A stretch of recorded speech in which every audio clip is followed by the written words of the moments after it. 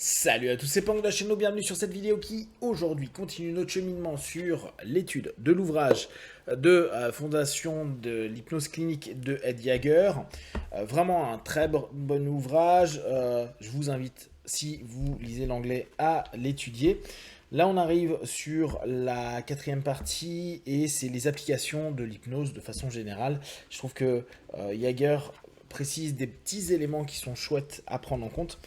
Il rappelle qu'un des points essentiels, c'est d'établir un bon rapport, à avoir une capacité à proposer une éducation à l'hypnose, souvent par de l'auto-hypnose. Et ça, pensez-y quand vous avez des partenaires. Notre but est de les rendre les plus indépendants possible. On a un super système qui permet de faire de l'auto-hypnose. N'hésitez pas à leur donner cet élément-là, qu'ils l'utilisent ou pas. Ça leur permettra au moins, s'ils le souhaitent, de prendre plus de proactivité dans leur démarche de mieux-être. Et après, utiliser l'hypnose de façon analytique ou de façon directe, ou les deux, le cas échéant. Il y a pas mal d'études qui ont été proposées, et ce qui est assez intéressant dans l'ouvrage, c'est qu'il prend référence dessus, et il donne également son point de vue, son ressenti. Il revient sur un élément, l'hypnose peut aider pour accélérer les guérisons, souvent les guérisons physiques, en travaillant sur l'inconscient et non pas le subconscient, donc tout ce qui va être le sang, en tout cas tout ce qui va être parasympathique, qui n'est pas géré consciemment à un moment donné. Vous saviez que en ultradeps, c'était James Ramey qui expliquait que en exploitant l'ultradeps, on pouvait accélérer les guérisons, chose qui n'est pas toujours simple à prouver. Moi, dans mes retours de session, j'ai pas vu une accélération particulière, mais en même temps, c'est dur d'avoir une référence de quel est le temps normal par rapport à ça. Néanmoins, Christine, qui s'est fait mal à l'épaule et qui s'est cassé une partie, un os, leur médecin était étonné que suite à son travail d'auto-hypnose, ce se soit remis aussi rapidement. Donc, on a quand même régulièrement des feedbacks qui prouvent que travailler en auto-hypnose sur ce type de problématique et sur, dès que vous avez une blessure, est quelque chose de positif. Bien sûr, l'hypnose aide beaucoup au traitement de l'anxiété. Il, il conseille beaucoup de travailler en suggestion directe, associée avec une éducation pour que ce soit plus efficace. Tout le travail sur l'asthme, certaines personnes se posent la question de savoir si ça fonctionne, l'hypnose sur l'asthme. Moi, j'avais eu un retour qui était vraiment, vraiment super sympa d'une médecin qui m'avait dit qu'avec les audios d'hypnose que je propose sur l'asthme, elle avait cessé d'avoir des crises d'asthme. Et ça, je trouve que c'est cool, parce qu'elle m'expliquait qu'elle avait testé plein de choses, notamment les médicaments. Étant médecin, elle a pu tester beaucoup de choses. Et que c'est l'hypnose, et en tout cas, là, c'était les audios, mais bien sûr que les hypnotistes peuvent vous aider là-dessus. Ça apaise et ça permet d'avoir un mieux-être et de diminuer, voire de complètement permettre d'enlever les crises d'asthme. Lui, il parle d'un monsieur qui s'appelle Ray Lascola, qui avait fait une procédure assez chouette. Donc, bon, je ne vais pas vous la décrire, mais il décrit sa procédure en 10 points. Après, il explique aussi comment lui, il le bosse avec la subliminal thérapie, donc en gros, avec cette notion du centrum dont je vous ai parlé précédemment, pour savoir si tout est OK. Et il fait une retranscription que je trouve sympa d'une de ses patientes, où il a eu 3 sessions, et où à la fin de la première session, alors que le centrum semblait être OK, à dire c'est bon, les crises d'asthme vont diminuer, il s'avère que non, et 6 jours plus tard, ça s'était pas forcément amélioré. Alors ce qui a été intéressant, c'est voir comment il allait recomposer avec tout ça, et comment il allait rebosser là-dessus, et à la 3e session, il y a eu des feedbacks vraiment intéressants. Autre point sur lequel l'hypnose peut fonctionner, c'est développer la taille de la poitrine.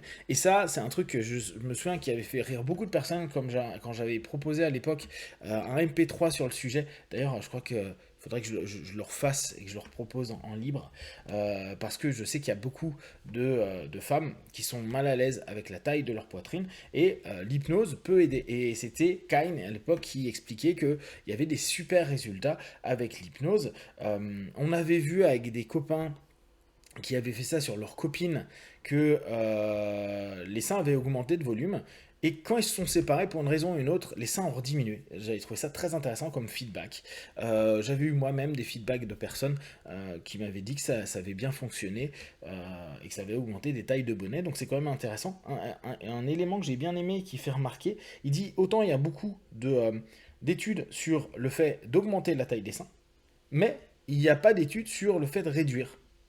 Et je trouve que ça aussi c'est intéressant. Ça serait peut-être un élément à tester, à voir. Donc, il explique un peu comment il bosse là-dessus. Globalement, hein, il explique comment ça doit fonctionner. Il entraîne à l'auto-hypnose. Et il bosse sur des éléments avec des triggers pour que la personne, régulièrement, au travers de son quotidien, puisse, au travers d'un rapport à la chaleur, revenir à créer un automatisme des rappels à la suggestion. Il parle aussi de l'hypnose sur les investigations criminelles. Là aussi, c'est aussi intéressant parce que il dit que faut faire attention parce que autant ça peut donner des bonnes infos, mais comme on l'a vu précédemment par cet ouvrage-là, on peut aussi bien créer de fausses idées que retrouver de vraies idées, et parfois le mix peut être un peu compliqué. Donc, utiliser l'hypnose peut être parfois positif, mais on peut pas l'assurer à 100%. Comme il explique, il dit que à partir du moment où on va utiliser cette technique-là, il faut prendre quand même un peu de distance sur les mémoires qui peuvent être ramenées. Donc après, bon, il explique pourquoi les personnes n'arrivent pas à se souvenir. Donc il explique que ça peut être des moments qui n'ont pas été plaisants, des peurs, des éléments qui sont associés à d'autres traumas et qui fait que notre cerveau met off. Oui, ce qui est intéressant là, c'est que il dit l'investigateur qui utilise l'hypnose peut intentionnellement ou pas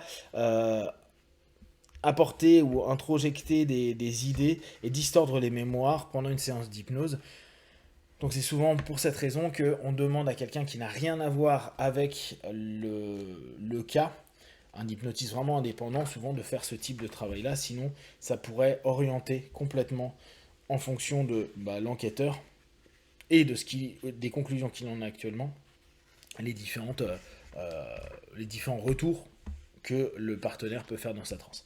Après, les applications du dentiste, donc on sait qu'on peut bosser sur l'anxiété, sur le bruxisme, sur les extractions, sur les problèmes de déglutition, et puis bien sûr tout ce qui est douleur et travail sur le traitement a posteriori.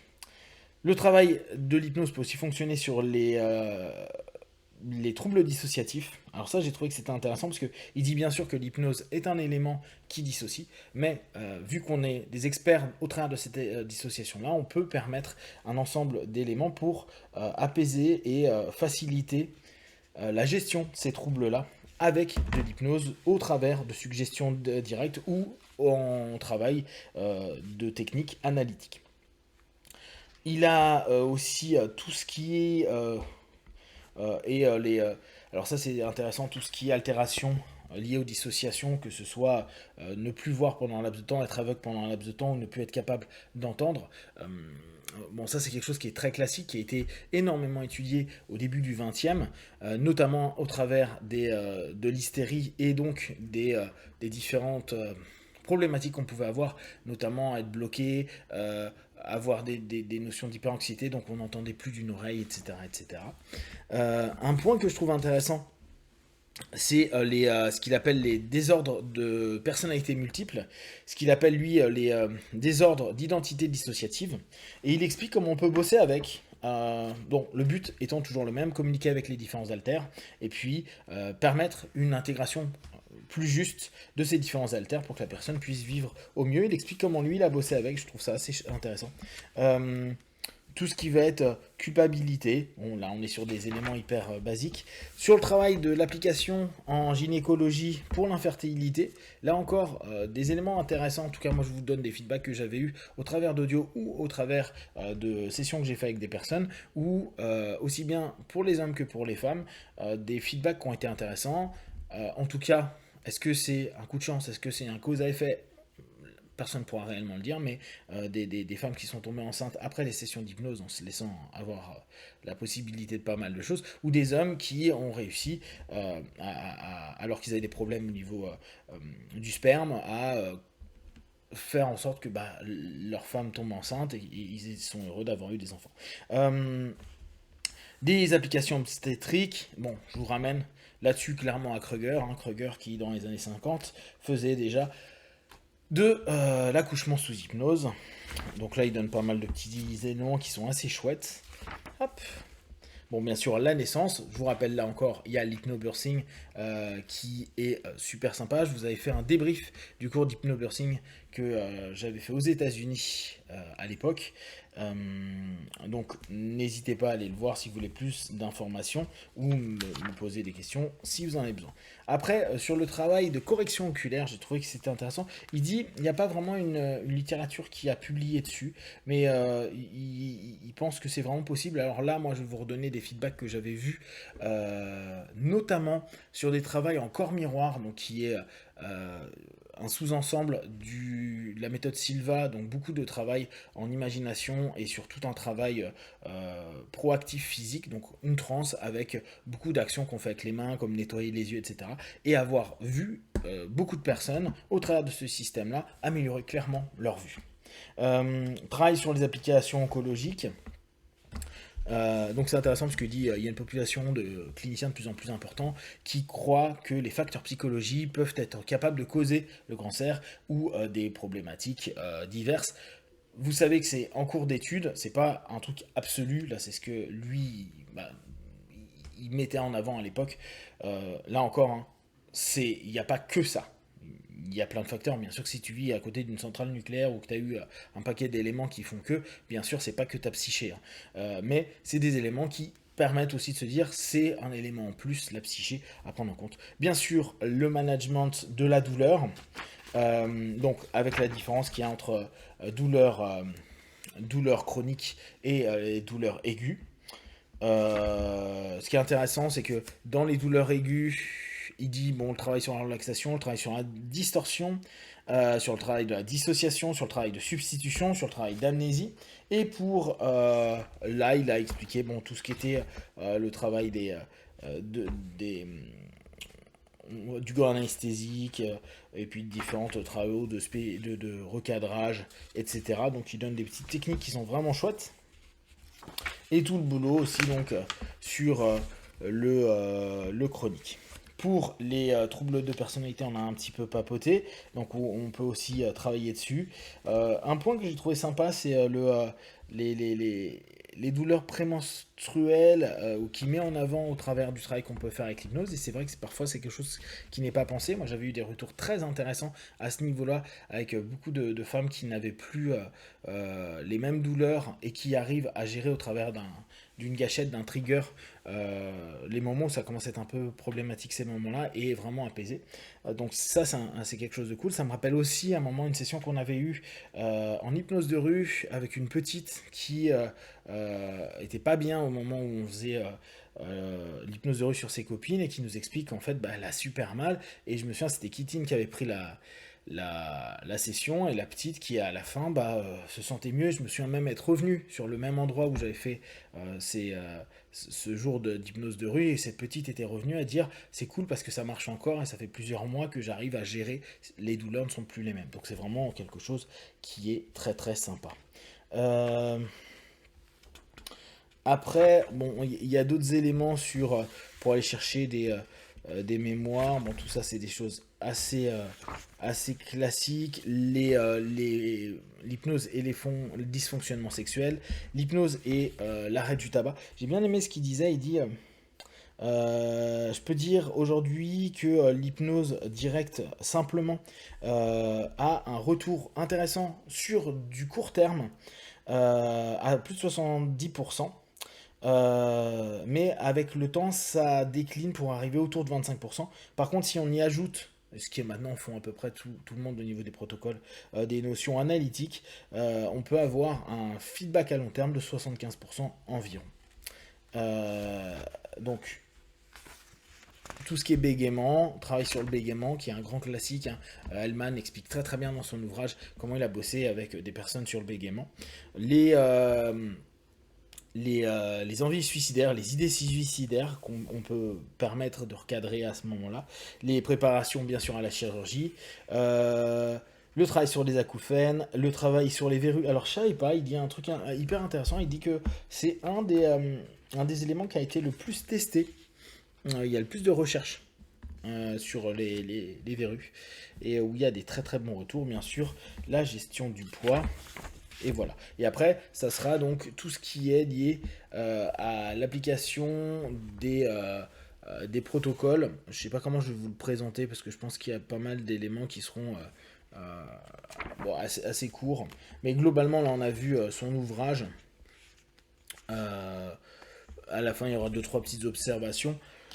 C'est vraiment un ouvrage que je vous invite à lire et à étudier. Je vous ferai donc d'autres vidéos, je pense, sur Jagger dès que j'aurai retrouvé et visionné pardon, les différents cours que j'ai de lui et vous faire un petit feedback de façon globale pour vous donner d'autres infos et que vous puissiez vous l'utiliser.